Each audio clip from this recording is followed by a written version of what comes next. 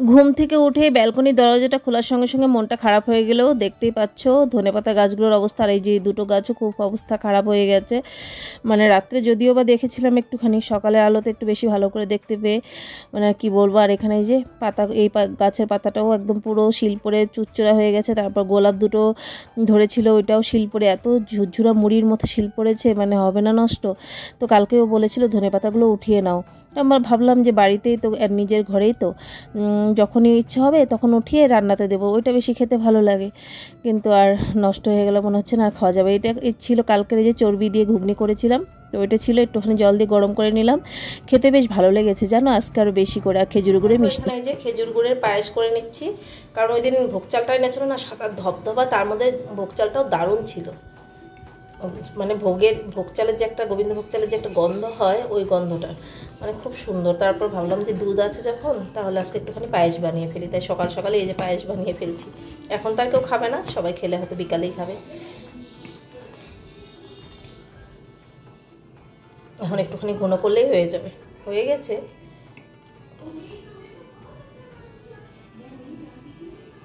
Good morning বন্ধুরা, welcome back to the channel. আশা করছি সবাই ভালো আছো, সুস্থ আছে, আমরা ভালো আছি। নিয়ে চলে এলাম একটা নতুন ব্লগ, দেখতে থাকো আজকে ব্লগটা, আশা করছি তোমাদের খুব ভালো লাগবে।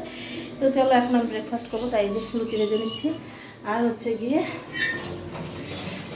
তো দেখতে থাকো। আর পায়েস বানানো হয়ে গেছে, তারপর রান্নাবাড়ি দুপুরে, তার আগে আমার এডিটিংটা কমপ্লিট করতে হবে। কাপড়ও কিছু কাচা আছে, তো ওগুলো ভিজাবো। আর কোনো কাজই এখনও হয়নি, সবই করতে হবে। যাই হোক দেখতে থাকো ব্লগটা, আশা করছি তোমাদের খুব খুব খুব ভালো লাগবে। তো চলো আজকে সুন্দর দিনটাকে শুরু করে দেবো। ভিডিও এডিট করে চলে এলাম। হ্যাঁ, বাসন কয়েকটা মাজা হয়েছে, আরও আছে অনেকগুলো। আর এখানে যে মাটনটা, ওটার মধ্যে একটুখানি হালকা গরম জল দিয়েছি, কারণ বেশি ঘন হয়ে গেলে ভালো লাগবে না।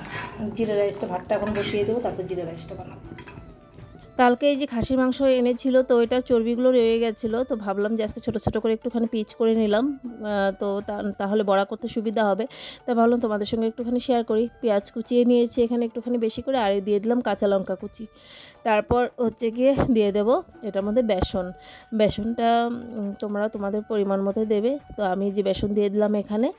আর হচ্ছে গিয়ে মাংসের থেকে আবার বেশি বেসন দিলেও কিন্তু ভালো লাগবে না, মাংসের মানে তেলের আর কি থেকে বেশি বেসনটা পড়লেও ভালো লাগবে না।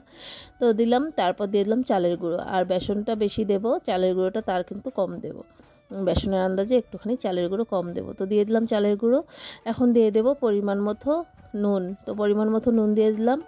আর যেহেতু মাংসের চর্বি দিয়ে, তো একটুখানি নুনটা বেশি লাগলো, তাই একটু দিলাম। তোমরা তোমাদের আইডিয়া মতো দিয়ে দেবে। আর দিয়ে দেবো হলুদ গুঁড়ো, তারপর দিয়ে দেবো লঙ্কা গুঁড়োটা যদি অনেকে হয়তো খাও না, তাহলে না দিলেও হবে, কাঁচা লঙ্কা দিয়েও করতে পারো। তো লঙ্কা গুঁড়োটা দিলাম। তারপর দিয়ে দিলাম আদা রসুনের পেস্টটা কিন্তু একদম দিতেই হবে, যেহেতু মাংসের চর্বি, নইলে একটা ভালো লাগবে না।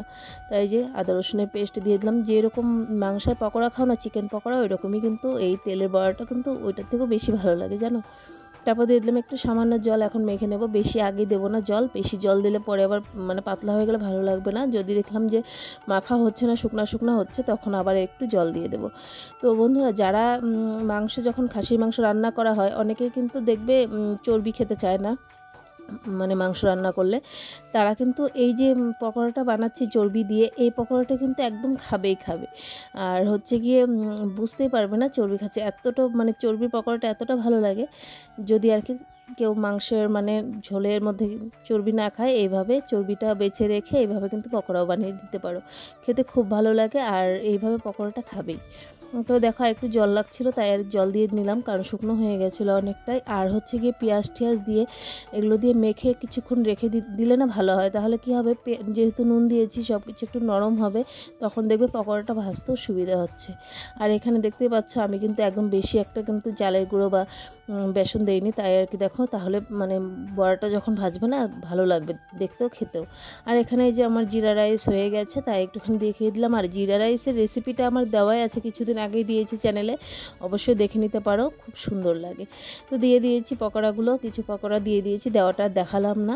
তো এখন এখানে ভাজা হচ্ছে, গ্যাসের আঁচটাকে মিডিয়াম করে দিয়ে ভাজছি। আর এখানে হচ্ছে উল্টিয়ে পাল্টিয়ে ভেজে নিলাম পকোড়াগুলো। আর দেখো দেখতে কত সুন্দর হয়েছে, খেতে তো মানে এটার থেকেও বেশি ভালো হয়েছে। তো খাবার বেড়ে নিলাম, এখানে জিরা রাইস, তার সঙ্গে খাসির মাংস, আর হচ্ছে গিয়ে চর্বির বড়া, তার সঙ্গে গন্ধরাজ লেবু।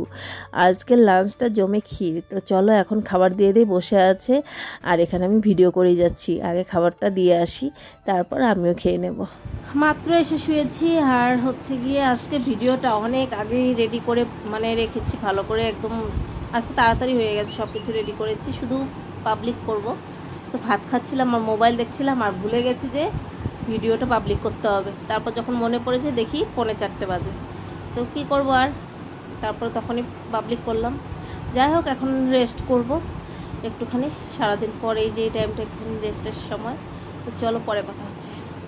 শুভ সন্ধ্যা বন্ধুরা। এখানে দেখতেই পাচ্ছ বাসন টাসন সব মেজে ঘষে পরিষ্কার করে নিয়েছি, মানে দুপুরে তো মাজা হয়নি, কড়াই দুটো ছিল, ওগুলো মেজে নিলাম, কারণ রাত্রে আজকে রান্নাবাড়ি নেই, তাই এখনই পরিষ্কার করে ঝকঝকা করে রেখে দিলাম। দেখতেই পাচ্ছ আমি রেডি হয়ে গেছি ড্রেস পরে, কারণ কালকে পহেলা বৈশাখের জন্য বাড়ানো হয়নি তুফানের জন্য।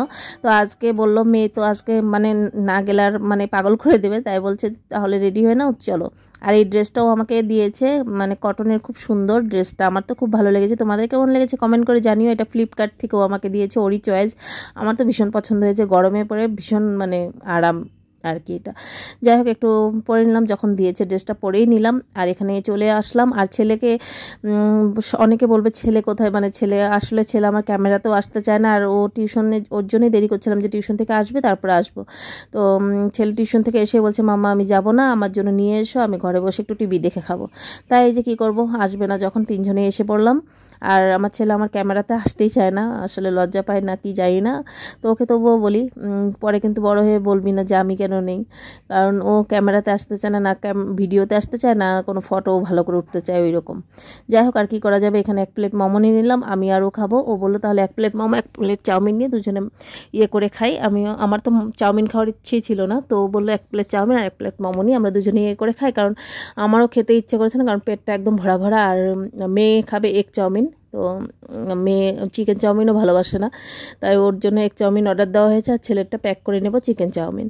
তো এটাই হচ্ছে গিয়ে, কারণ কালকে পয়লা বৈশাখে বাড়ানো হয়নি। আর এই যে দোকানটা মানে মোমো বলো চাউমিন বলো না, খেতে খুব ভালো লাগে, তাই আমরা আসলে এই দোকানটাতে আসি আর কি। এটা বাড়ি থেকে সামনে, বেশি দূরে না, আর অত দূরে গিয়ে কী করব, সামনে আসলাম, কারণ বাচ্চাদের যেন একটুখানি ঘর থেকে তো বেরোতেও পারে না, তাই আর কি একটুখানি বের হলে খুশিও হয়। এখানে একটুখানি স্যুপ খাইয়ে দিচ্ছি।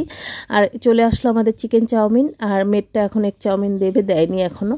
তো দুজনে মিলে এখন এটা আমরা খাবো, আর মেয়েটা মেয়ে খাবে, ছেলেরটাও নিয়ে যাব। তো চলো আজকে ভিডিওটা এই অবধি। যদি কিছু ভালো লেগে থাকে একটা করে লাইক করো, কমেন্ট করে শেয়ার করে চ্যানেলটাকে সাবস্ক্রাইব করে আমার পাশে থেকো। আর ফেসবুক পেজ থেকে যারা দেখছো ভিডিওটাকে প্লিজ ফলো করে, আমার পেজটাকে ফলো করে আমার পাশে থেকো।